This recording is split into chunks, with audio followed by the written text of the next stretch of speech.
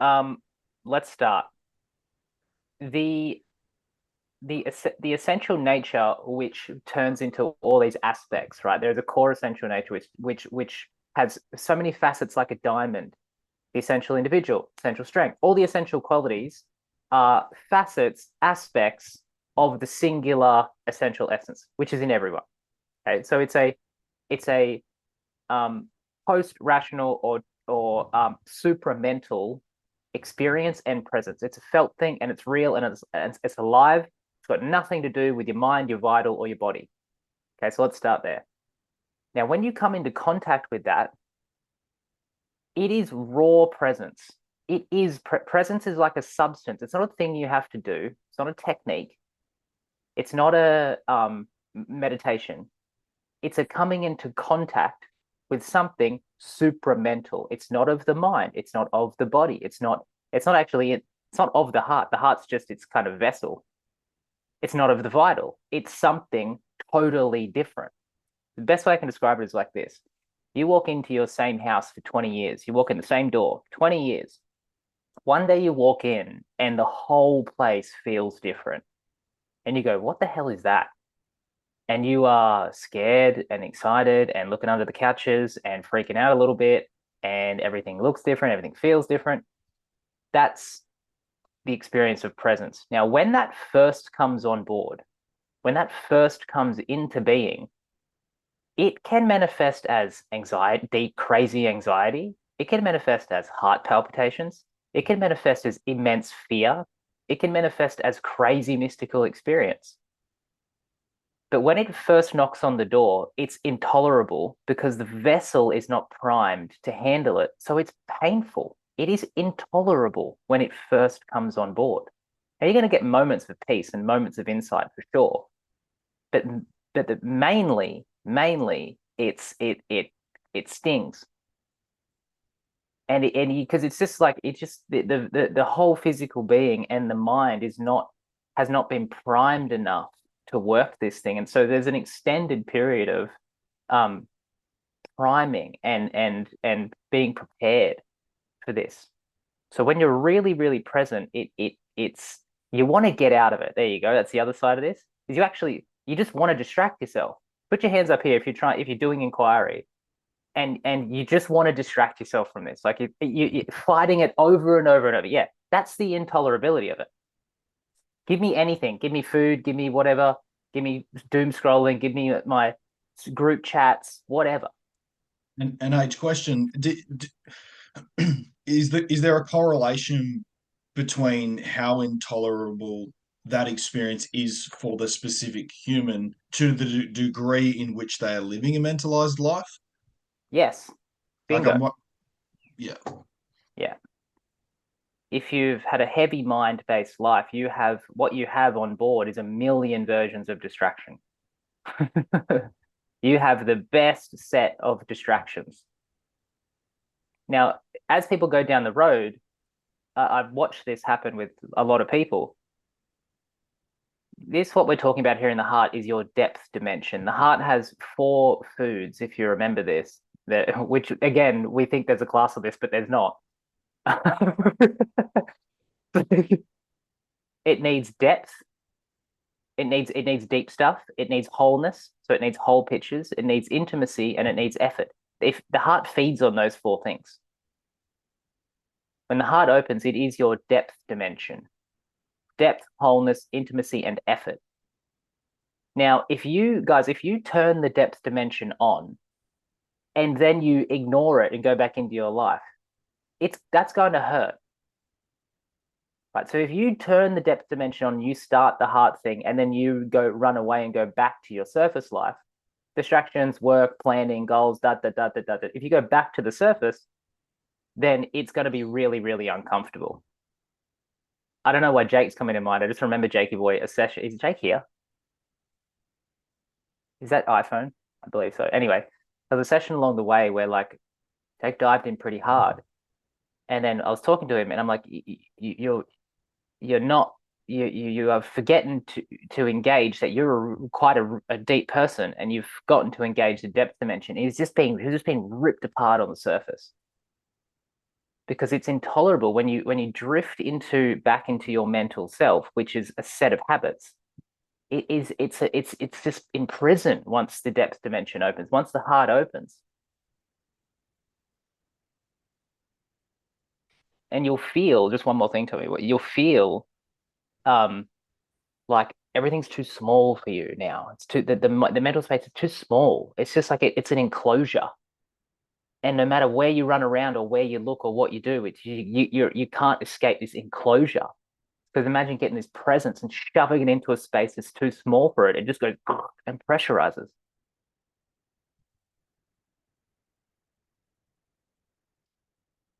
That remember Yeah, after remember after about I think it was probably about a year of inquiry, the yeah. heart started to crack open, and then I was having a tough week. Do you remember this? So I went to do a mentalized concept of living again, which is go away for a weekend of golf. Oh, yeah, yeah, I remember this. I remember this night as a chaos. Yeah, yeah, yeah, Oh, and it's yeah, a perfect example of like the heart can crack open, and then it's like, yeah, yeah. Now, I'm going to switch that one off for the weekend and do distraction, Tommy. She's like, I'm going yeah, to go play golf.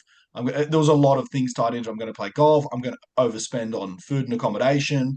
gonna drink a These little million beers. distractions to make yourself not feel, unstable in any way, shape, or Yeah, form. And I yeah, remember walking to the first tee box, and the intolerable felt experience was to this day yeah. the most radical and intolerable felt experience No, I'm I've fine. No, I'm fine. I love this. I love playing golf with the boys. I'm fine. I'm great. It's just so good. I love this so much. yeah, just trying to sell yourself this idea. Like, my dad's like, well, can you hit the golf ball already? I'm sitting there not being able to compute to him. He needs to call an ambulance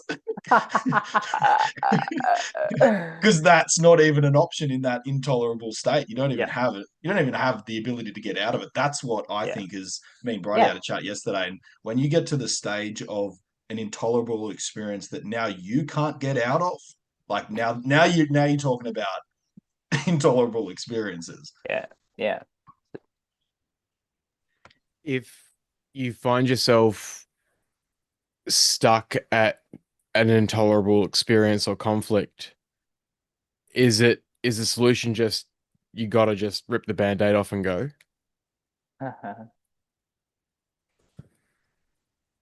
You do my handle this, Tommy, or you, okay? I'll handle this. No, I was just, I don't. One, the question presumes there's an outcome, an answer, a process to that. Uh, yeah, something else is going to take care of that one for you. There's a couple of approaches. I get what you're saying, Tommy. I get what you're saying. When you're really present, it's kind of like you're in it, so too bad. But there are a couple of approaches. Um, uh, Always when we talk about this, when we talk about grabbing this essence and kind of letting it do its thing in you, which is not pleasant at times, but it's the realest thing you'll ever experience. It's just real, right? It's so alive. If your spiritual impulse is open and you know there is a spiritual essence to this thing, then mantra and prayer is always going to be a lubricant. Mantra, prayer, and inquiry is always going to be a really nice, greasing of the groove, we say. Um, if a spiritual impulse is not open, and that doesn't really feel relevant to you, and spiritual or religiosity or mysticism just feels a bit out of reach and not really relevant, um, then the more, I would say, kind of secular approach, or non-religious approach, um, would be to would be you can't let it fold you. Okay, you can't let it dominate you like a baby. You have to sit proud, stand proud, be proud, breathe open, hum or sing. You got to meet this thing, right? You can't just let it, because if you just go like a baby, if you just go weak, like you will just feel victimized and tortured over and over and over. But when you meet it and sit proud and be proud of yourself and this process and what's happening, and hum or sing or oxygenate. So if you don't want to do the spiritual thing, cool, oxygenate the hell out of your body, pump the oxygen in. And as you say that, like the Yeah. minute you started answering Dagger's question, what came back to me was like actually there was a process without me knowing it in the moment, and it's Yeah. what you said, and I say it in a kind of I trust kind of a clear way. One was a felt experience, and the felt experience was I ain't going anywhere. Yeah. Like it is that intolerable. I ain't leaving. Like, yeah, and that one could be more of a practical side. It potentially could be almost a mantra playing out. Like I ain't going. Because if yeah. I There you explain go. that story to someone, they'll say, "Okay, so why didn't you call an ambulance? And how did you finish the game of golf?" Yeah. So like to experience those two oceans meeting, that interior experience, and also there's an external experience that needs to be taken care of at the moment. And to Yeah. hold those two Yeah. oceans, Yes. it just comes off the like really the back of like I ain't leaving. Yep. And yeah, I was saying this to you, Bridie, yesterday. Like for me personally, it's different for everyone, but there was often a bit of aggression in it. Like I Yeah, ain't there we go. fucking going anywhere. Like Yeah. what do you? I get it. This is the worst thing ever, but I ain't leave. I'm not going to say to my dad, "Oh, I'm not fucking feeling well," and go pop a Yeah. Valium Yeah. and a Yeah. beer Yeah. and Yeah. go to sleep. Boo. And Boo. yeah, and it's not the other one, which is like, "Oh my god, this is too much. I need some help. Can a psychiatrist come and give me some Yeah. medication?" Like, so you can't rebut. Like, yeah, I think as Nat was saying, it's that deep sense of like at the end of the day, I ain't going anywhere. Yeah. And to me that if you put your feet in the ground and say I ain't going anywhere, then in my experience personally, those intolerable experiences never stayed. But when Yeah. I didn't dig my feet in, they were fucking like 3 days long. That's it. Tommy's got it. That's exactly right. That's exactly right. You got to meet It it. it's almost as if ripping the band-aid off is like wincing and looking away, which is totally not the approach, right? So Totally not the approach. Yeah. it's Well said. Well said. Ripping the band-aid off is often just like, okay, cool, give it to me really hard and fast, and I'm ready for it. Yeah. and so it's actually meeting either a presence with spirit or a presence somatically Bingo. Yes, Daggers. to re-engage. Yes. Yes. Exactly right. What Daggers is saying there is Well perfect. said.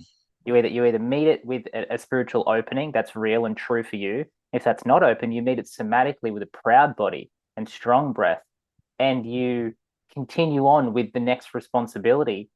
But if you feel like, Danielle, if you on this process, if you're feeling like a 2 out of 10 and you're feeling like a bag of shit, then meet your next responsibility simply at a 2 out of 10.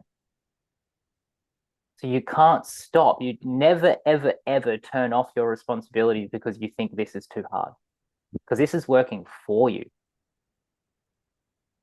That's And the that, kicker there. yeah, That's what the conversation's about. You never say that again. yeah. No matter, you never turn off or back away from your responsibilities in this process, even when it's kicking your ass, because this is what it's trying to teach you to do. It's showing you that you have to show up to your side of this game, no matter what you feel. That is the way that we pump this thing into life instead of trying to exit life or, make it some spiritual thing, which it isn't. This is about maximally alive living.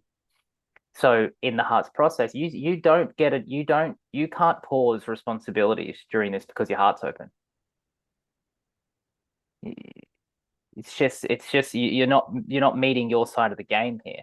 That the heart and the essence is going to do whatever it needs to do.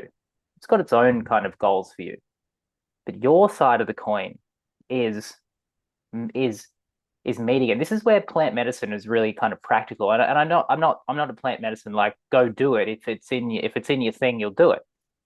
But all the plant medicine experiences in my history, I've never been one to as I said, let it fold me and go on some like journey through all space and time. I would fight it. I would not want to do that, and I would meet it, and I would try and sit and stay upright for hours while other people are kind of like rolling around with their eye masks and blankets on. I was like, no, no, no, and that same amount of presence it turned out to be the exact thing we all need is this knowing and this ability of our strength is absolute. Okay? Our strength inside is absolute. It cannot be beaten. It cannot be beaten. So we have to answer Dag's questions and Danielle's indirectly. We have two avenues. You either open your spiritual channels in whichever way that has happened for you in a real way, and if you are more kind of secular and feet on the ground, then it's an undeniable strength. You show up to your responsibilities. You breathe. You be proud, and you and you love who you are and what's happening.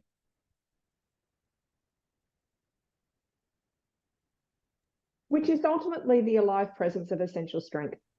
Welcome to the party, strength. girl. Yeah, it is essential strength in and of itself. There's aliveness to it, and there's a strength to hold yourself in and of itself. Yes. In that intolerable whatever. Yes, you got it. You got it. That's it. That's the realization. You've got it. Inside of it is a strength necessary. Yeah. That's why Tommy could show up and play and be there and be going through that and have a round of golf. Can you talk a bit about the essential individual? Because I feel like I have included a lot of other self spaces. Yeah, we don't talk about it much, do we? And I think in order to have this grit for the thing that I am facing, which is crazy, I need to remember and have a base in self. Okay, cool. Yeah, nice one, Bryce. All right. There are three totalities that we can approach as humans. Let me try and lay them out for you. First one, we have the individual glory and victory of an individual life. Okay, these are going to be big words. Individual glory and individual victory of a personal life. That in itself is a full totality. Next one. Universal immensity.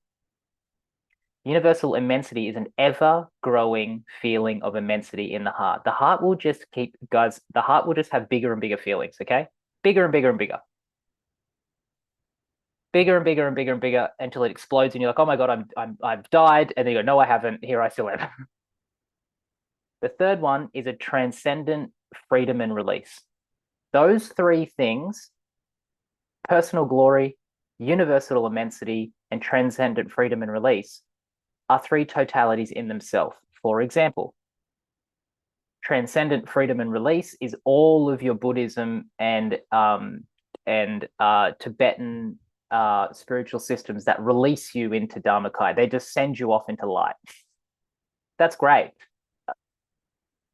Universal immensity is your Sufis, your Tantrikas, and your Sadhaks and your Bhaktis. So that layer there is your heart people. All of this life is about heart, and that's a totality as well. And you'll never ever tell a Bhakti it's not about heart and love, because they go, no, that is the realization. The third one, personal glory. Life is about a personal journey of victory, defeat, failure, learning, specialness, assets, value, and creating something really fucking cool. That is a total journey and process and realization in itself, that we're here to have a personal story of glory and victory and love, and that's just as important. That's just as important and full as an exploding heart into immensity and a full release into freedom. They're three very, very different experiences, and the human can have them all. The scariest thing about this yoga, or this version of what we're doing, is we can do them all. So, because, is this too much? Is this too much? Are we okay? Okay. Inside the self in the heart can do all three. You never hear about Buddha's love story, do you? And then you never hear of Krishna just sitting in a hill forever because he's free. He's doing battles and love stories and whatever. And then we have all our personal heroes. All I'm saying is this. When the heart opens, you don't know which one you're going to get first, second, third. You don't know which one you're going to fly into. You might fly into a real spiritual release. You might fly into a love story and a romance and a heart process that you never anticipated. Or you might fly into a really powerful personal story where you change a lot of shit. You get really fucking self-involved in a good way. You start setting whole new boundaries and you start fucking pushing people around and you start pushing the world around. You might fly into that one. But the longer you stay in the heart, the more you'll realize you start to do all three. And it's a matter of where do you want to stand?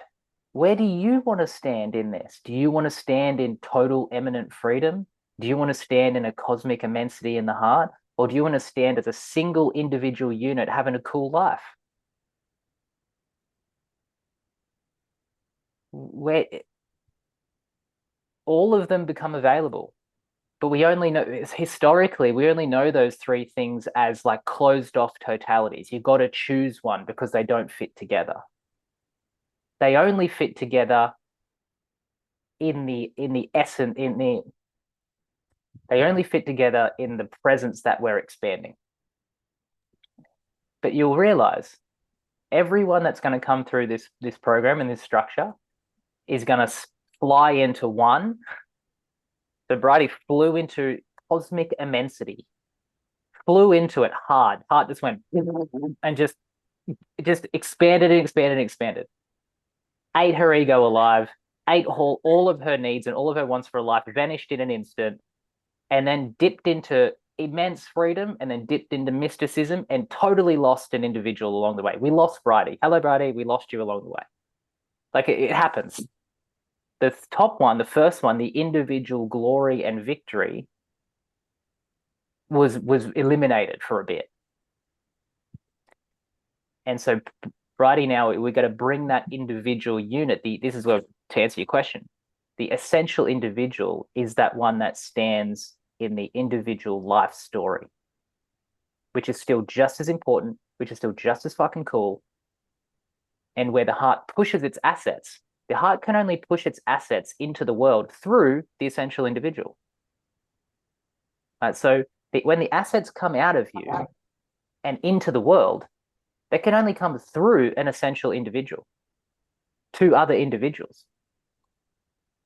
It's the vehicle that holds the assets that when you go into the heart, you get shown all your defects and barriers, and all of your assets come on board as well.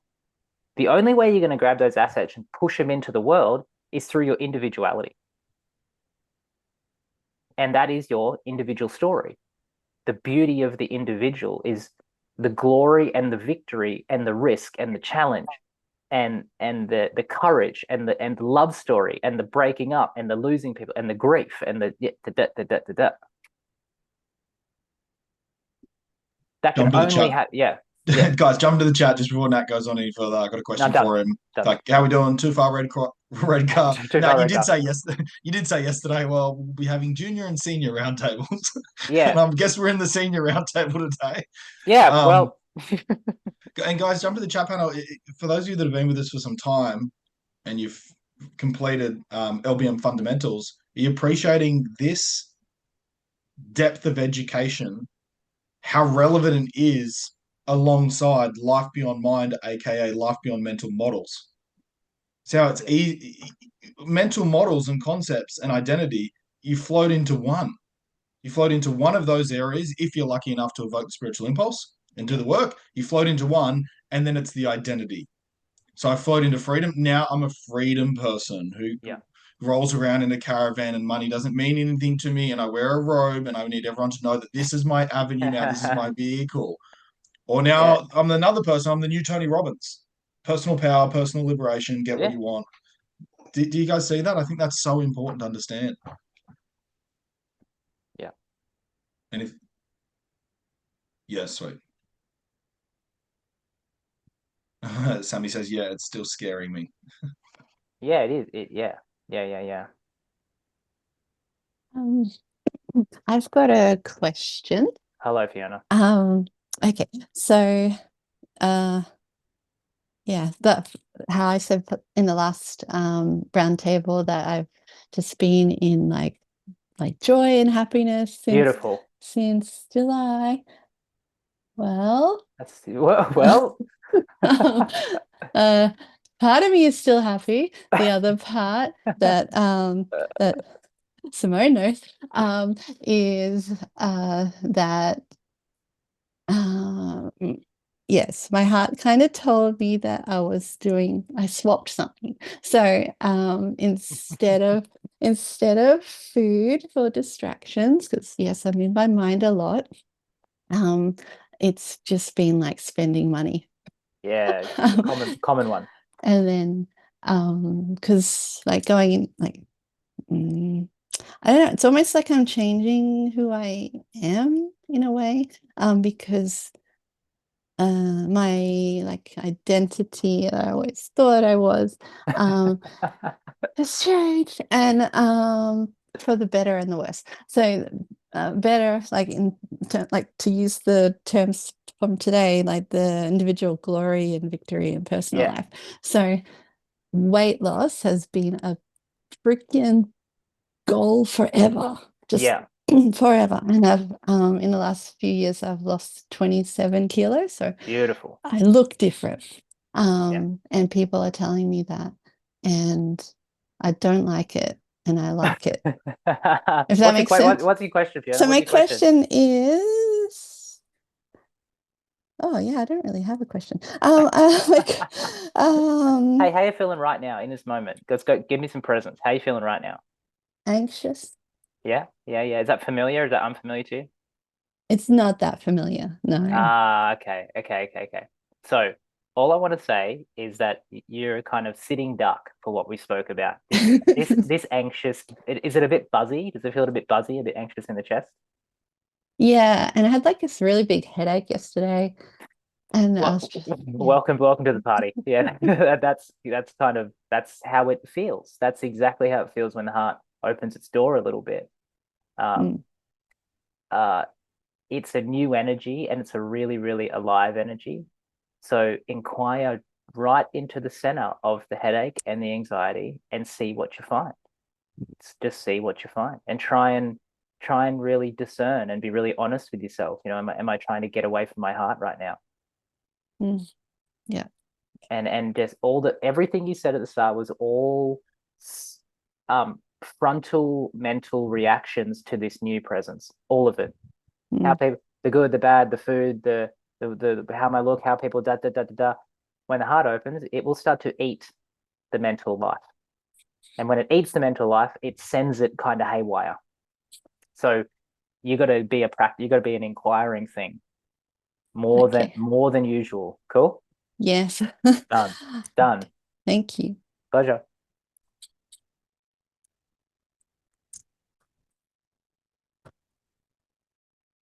Now, with the with someone at that stage and getting an insight into like, oh, there is a bit of a door or something coming, so to speak.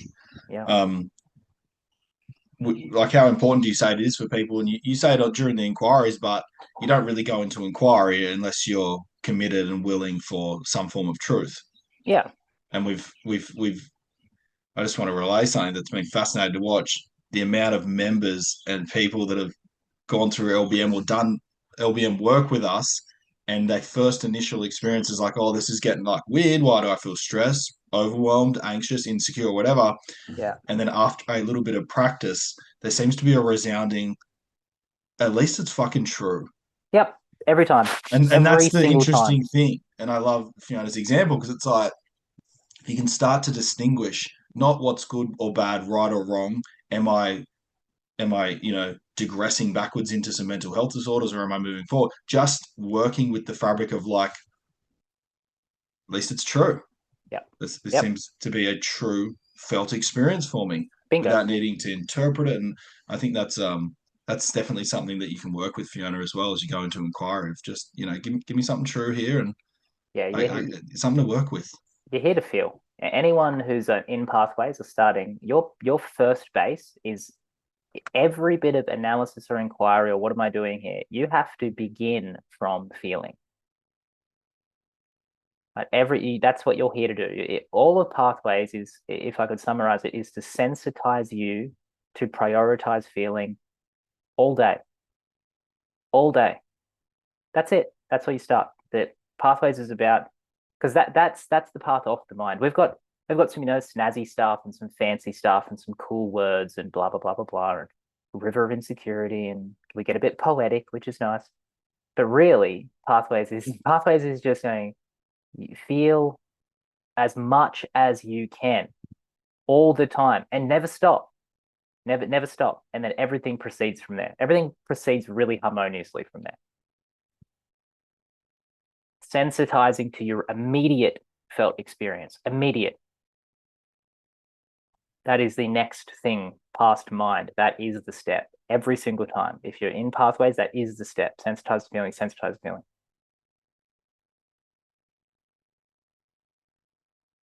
Cool. I'll use AP as an example. Good feeler, good touch, good subtlety. We just kind of held him there and just went, no, don't run away. Don't run away into what it all could be. Just keep feeling and come back and feel and come back and feel and feel and feel and come back and come back and come back. And when it clicked, the speed in which AP could feel, see, trust, know it's true, know that's bullshit, was really, really quick. And it wasn't because of me or him or Tommy. It was just a reminder, go and feel without any kind of grabbing onto it. Just stay there, and it just goes. The reordering happens so quickly.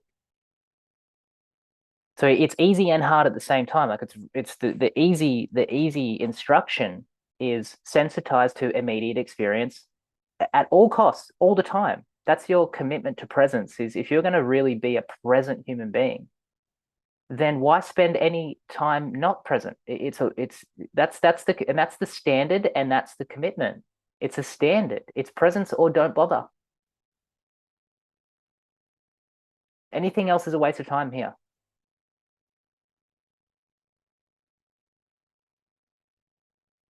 And I know it's a really strict standard, but let me tell you how other places treat presence. It's a trope or a throwaway or a cliche. Oh, you just got to be more present. That is not good enough, and it's not strong enough, and it's not true enough. Just be more present. No, you're not going to get present like that way. The only way to do presence, when you put your hand up and say, I commit to a standard of 100% presence as much as I can in every moment of my life. And if I forget that, my first thing is to come back. That's how you do it. That's the standard of presence. That's not a technique or a trick or a method. It's a total 100% change of standards of how you interact with your own mind.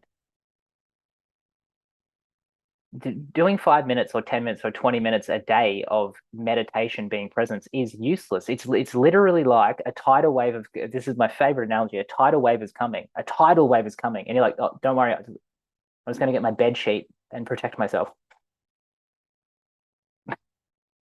That's the heart is the tidal wave, and I just got to do my 10 minutes of presence with a bed sheet. The only standard that works here is a commitment to 100% presence and work with your life right now as it's unfolding. You actually change pretty quick. Like if you commit to that, you get into that omnipresence all the time pretty quickly. We're pretty fascinating things.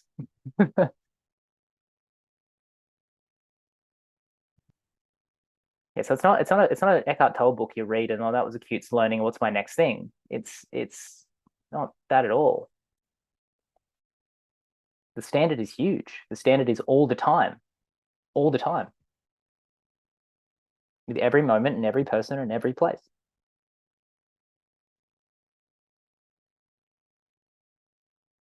Can you do that? Can you see in every moment, in every person, in every place, start from your felt experience? Like that covers all the pathways. It's just a bunch of words. It says do that.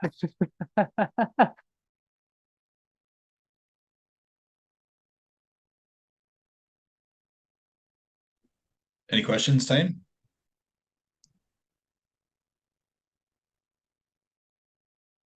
Not a question, but I guess my own experience of really devoting myself to inquiry. Oh, look at these words you are using. Because I've done a lot of work, like I've been in Andrew's world for a long time, so I don't have any fear of those spaces. Like I don't have the fear of fear, like so I'm not starting from that. Like thanks, AP. Thanks, AP. But the devotion to inquiry. Oh, what a word! Yes, and I know that to be true of me in spaces where I've decided to be devoted, then I am devoted. Devoted, like, yeah. You know, like not a small word, not a light word. Yeah, has really opened up a presence that I possibly distracted from in the past, but no longer feel a necessity to distract from. Beautiful. Because my questioning around the intolerableness of it is that there's an intolerableness to it, but there's also a real peace to it. Bingo, exactly right. So it's that duality of it's meant to be intolerable. Then I can rest in the intolerableness of it because that is what it is. That is what it is. Yes, until it is not. Does that make sense? Like, and until it is not. That's called non-duality, not duality. That's called non-duality. That's called not to. My intolerance and my intolerance and my peace is not to. It's not two things. It's non-dual. Yeah. And the heart is a clear perception of not non-dual living, not two. Mind is two. Mind always cuts and separates. Yeah. So to be in the heart is to be in the non-duality of this is completely intolerable and I'm at peace. Great. That's the heart. Gotcha. Yeah. Because then I feel like when you were saying before in terms of that it is a non-negotiable for presence throughout every moment is that is providing me with, I don't know what the word keeps coming to mind is just support to become more and more and more in more and more of those moments through the inquiry practice of, if that makes sense. You got it. You're dialed. You're absolutely dialed. Like you're orientated so gorgeously. Yeah, seriously. You're orientated beautifully. Thank you. This is let's do a little sidetrack on that because I think it's fun. In the postmodern woke culture, they have a real problem with tolerance and intolerance. I'll try and explain it. So the postmodern woke culture is a really beautiful attempt at inclusivity, but through mental structures. So like they're on the way, but their heart's still not open. They're still doing a lot of mental stuff. What happens in the postmodern mind is there's a realization and an intuition of the heart of like, holy shit, we're a global village. We have to look after everyone. And that's true. That's true of the woke postmodern, even though it's got its crazy side, it recognizes clearly we are all humanity. We are all the global village. We need to look out for each other. So we need to be tolerant of each other. We need to be tolerant, right? And if you get pissy or aggressive or intense, then you're being intolerant. You're being intolerant. You need to be more tolerant. But see, this is the main problem with mental ideas is that when the heart has this intuition, we're a global village, and then the person goes, I know what to do. We need to enforce tolerance. We need to enforce it like a rule. And then everyone just sits there and be tolerant, and then someone snaps. Right? So when you realize that in yourself, right, this is where we come out of the mind and into the heart, what I call postmodern, back into the heart, is when you have intolerable experiences inside, you recognize there's a non-duality in it and go, oh, I'm peaceful in this. I don't need to change it. It's intolerable. Yeah, I want to run away. My whole mental sphere is screaming. But in my heart, there's a non-duality. I get it. This is how it plays out in real life. I had a client yesterday who's been on the heart journey in the background with me privately. Anyway, you know how you get in the heart space, you get really sensitive. Like you get really sensitive because you sensitize to yourself. You sensitize to everything. And he's just realized his father-in-law is fucking intolerable. Every time his father-in-law opens his mouth, he screams on the inside, and his like face is burning. Like it's just surely everyone knows what I'm talking about. There's some, yeah, right. There's just someone that you go, I can't. I just want to punch you in the face. And so there is a real experience, right, where people that some people are fucking intolerable. And if you don't have the heart activated, you will just do dumb shit around them. You'll snap at them, you'll walk out, you'll lash out, you'll blame someone else, whatever. You'll just be chaos. And this is the practical beauty of the heart: is you can be in front of the father-in-law, it is intolerable fucking moron, and go, okay, this is just how it is. Bit of practice. All right, I can sit with it. Cool. And there's a little peaceful layer around it. All I'm just describing here is that don't get stuck in the ideas of tolerance and intolerance and do I just tolerate people, or do I allow myself to be intolerant and snap at someone? The heart knows what to do with intolerable experiences because it's non-dual. It goes, tolerating the intolerable, right? Tolerating the intolerable. The postmodern mind can't do that.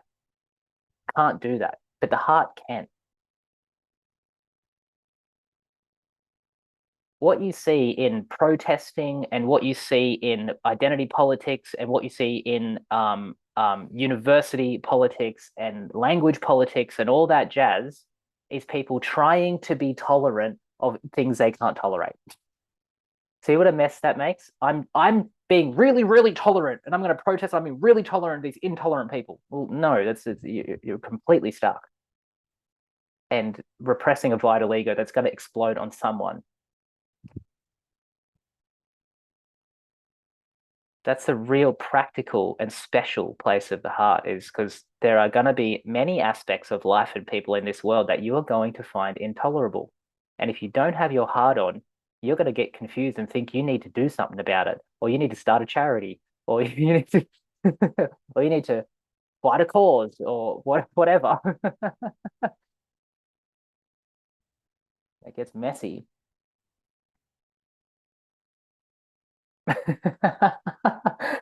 Sorry, Danielle. It comes back to my first experience, I think, meeting you. And I think I said to you, I'm intolerable. Yeah. No, and I think the conversation with you, which I've had with AP, and I know he's on the line, Yeah, about I used to experience this thing that was like the humans, like I don't want to be around the humans. Yeah, like, yeah. Oh God, this is too much. Yes. And I have this memory of AP saying something along the way of like, the fuck, like you're a human, like what are you talking about, being fucking intolerable of the humans, like, or I don't want to be around the humans. Yeah, like, yeah. bit me on the ass, like whoa, that's a bit. But this is so resonates because that's what it's meant to be. Yes, you got it. Being able to hold that intolerance, experience, yes, and be in that without, I've got to do something about that. I shouldn't be in the room, or I shouldn't go to the function, or I shouldn't, you know what I mean? Like, you got and it. Like family is one of those things. Like family can be intolerant. Fucking I've got a father who's like not even a father-in-law, but a father. You know what I mean? Yes. So it's that is that's all you need. There you go. Beautiful. Yeah, you got it. That you've nailed it there. It says, again, I'll go back to this postmodern, what we call green layer of mind, is what happens when someone gets out of their achievement. The next layer of the values growth or their perception is really sensitive, and you start to feel a lot of shit. And when you start to feel a lot of shit, people just looks like the human race is annoying. It's just like people are the frustration. Like I just can't tolerate people, and you can get really lost in images and pride and a few other self-inflation things. It's like, it's just the people, I just can't handle those people, or that da. And it's you've got it. That's pure vital ego, and it gets you stuck and makes you miserable. Yeah, the intolerance and tolerance paradox is one of the last steps of mind. If someone is bouncing, if you know anyone, guys, that's bouncing between like trying to be really tolerant, but then snapping, but being intolerant, that is a signal that the mind is running out of runway. So there's two things in my world that I'll share with you when you know someone's like really ripe to refer to us seriously, is when they start doing what's called performative contradictions, which they're judging people for things they're doing. They can't even see it. Like, you shouldn't judge that person, which is a judgment. You know, when they start to loop, and you'll see these loops. The two main ones is what's called a performative contradiction. They get really judgy on things they themselves are living and doing. And the second one is the tolerance and intolerance paradox, as they loop around that too. Telling people, you're just being intolerant, which is coming from a place of intolerance. So that performative contradiction and loopy stuff, when you might have a conversation or an argument or something, that is when the mind is actually running out of runway. It's on the way out.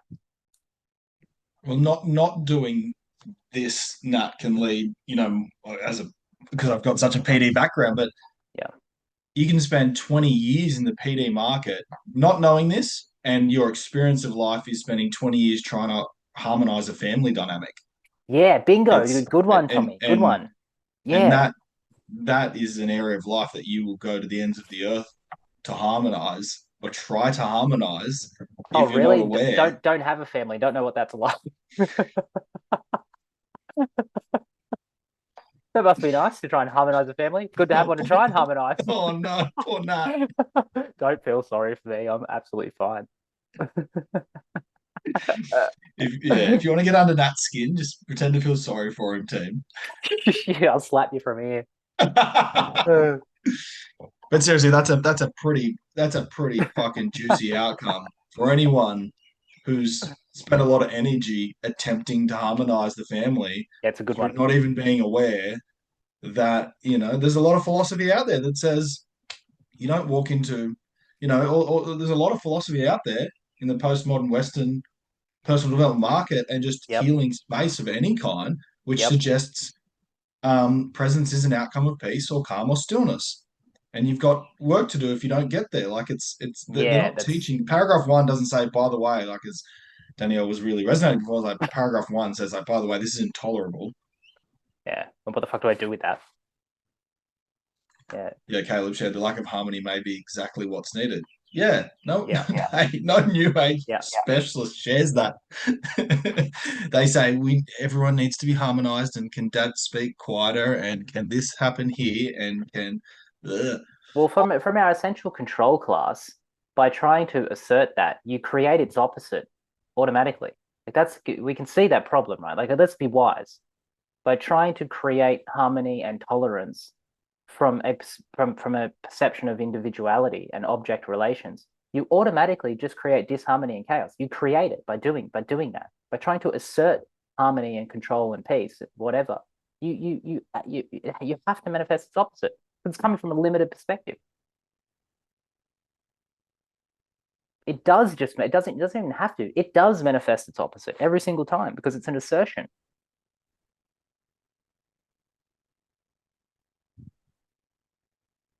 It 100% does, is my experience with my beautiful family. 100% does. All it ever did was create more chaos and more confrontation and more aggression.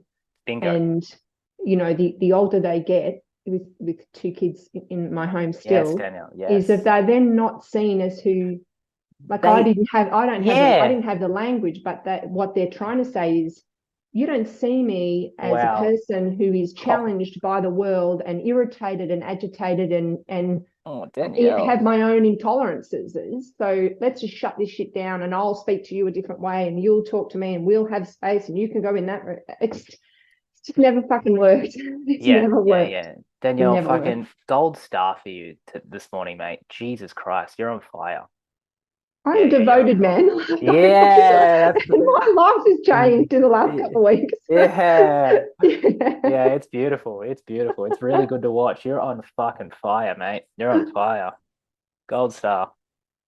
Yeah, very cool. Very cool.